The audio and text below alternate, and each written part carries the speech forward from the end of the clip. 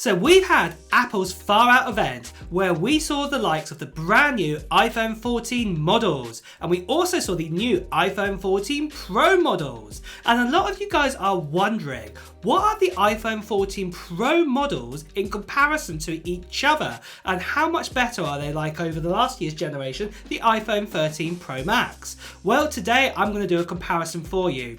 I'm going to do an iPhone 14 Pro versus the iPhone 14 Pro Max review of specs. And without further ado, guys, let's begin. So then, as you can see here, we have the iPhone 14 Pro in gold on the left, and we have the iPhone 14 Pro Max in the new purple colour on the right, and this is how the comparison is going to go. So first, let's talk about the display type. So both of these iPhones have an OLED display, and we've had OLED technology in iPhones since the iPhone 10 or the iPhone X, whatever you want to call it, and this hasn't really changed in the sense of that it's OLED. However, that OLED technology has got better in the sense that we do actually have brighter displays, and both these phones can go up to 2000 nits, and the depth color is also amazing too on both these phones. Then the actual screen size. Now this is where there is a big difference. This is the most noticeable from both between the phones. The iPhone 14 Pro has a 6.1 inch display. This is the same as the 13 Pro and also the same as the 12 Pro.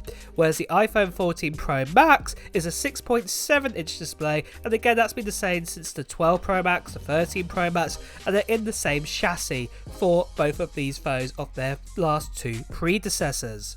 After this, we do have the screen resolution on those displays, and because they are both different sizes, the iPhone 14 Pro has a resolution of 2556 by 1179, whereas the iPhone 14 Pro Max has a resolution of 2796 by 1290, but the aspect ratio for both these phones is 16:9. Then for the actual pixels per inch, if you wanted to know, for both these phones, or the PPI, they're exactly the same. It's 460 pixels per inch, so the clarity of the picture on both these phones are exactly the same. They're both as sharp as each other. Then after this, we have the refresh rate. So this year with the iPhone 14 Pro and the 14 Pro Max, we got upgrades to the ProMotion display. Last year with the 13 Pro and the Pro Max, we had a ProMotion display that could go from 10Hz all the way up to 120Hz. But this time, we can go all the way down to 1Hz and all the way up to 120Hz. And that 1Hz allows us to do that always on display that Apple featured and showed us. And that's also available on both these phones. The display protection is that ceramic shield technology that we've had since the iPhone 12, and that's applied to both the 14 Pro and the 14 Pro Max. Then the actual processor, the chipset in both of these phones are identical as well. It's the A16 Bionic, and that's made up of 4 efficiency cores, 2 performance core, and a 5-core GPU, and also a 16-core neural engine.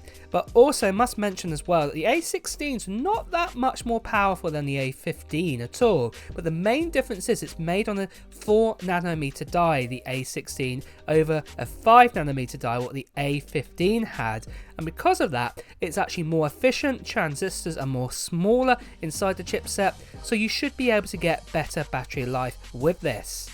However, the actual RAM has also stayed the same as well as the last generation, where we had 6GB, but the actual type of RAM has changed. We've got LPDDR5 for both of these iPhones this time, and this is up over the LPDDR4X that we had last time, so that RAM is faster to access from the actual phone. Then moving on to storage amounts, this again hasn't changed since the iPhone 13 Pro Max, so we actually have storage of 128GB, 256GB, 512GB and 1TB, exactly the same for both the models, and like I said, the same for the 13 Pro Max and also the 13 Pro. There is no expansional storage because this is an iPhone, so you're not going to get any of that. Then moving on to the actual operating system, both of these iPhones can run Apple iOS 16, and there's a lot of new features that we've seen.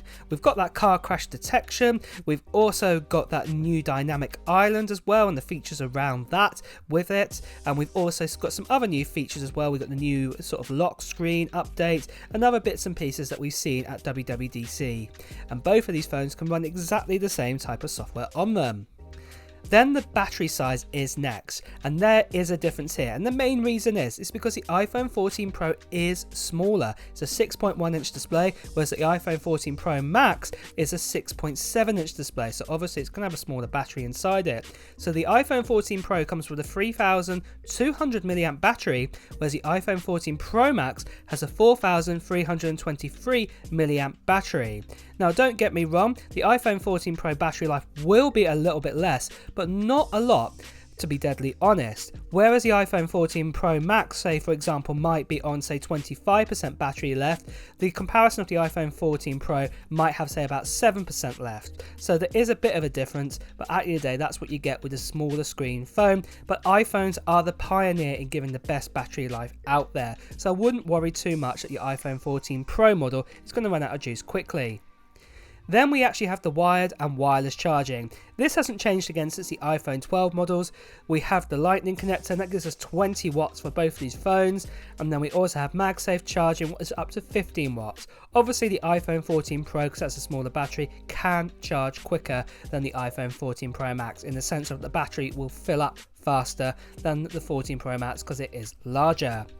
After this, we have the weight. The iPhone 14 Pro comes in at 206 grams, whereas the iPhone 14 Pro Max comes in at 240 grams.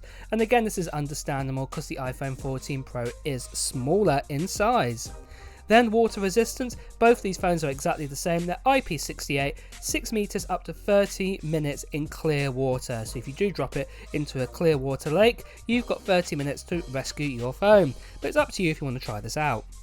Then we've got ports. So the ports on the bottom of these phones, and there's only one of them, it's a lightning port, and this is how you charge your phone and transfer data and other things too, like CarPlay. And this is the only port on the iPhone. There's no headphone jack, there's no USB-C, but that might be coming next year with the iPhone 15. We'll have to see, but it is just lightning on both of these phones. Then we have the speakers. Both the phones have stereo speakers, and they're exactly the same type of speakers inside, and they're really good. They're dual of them.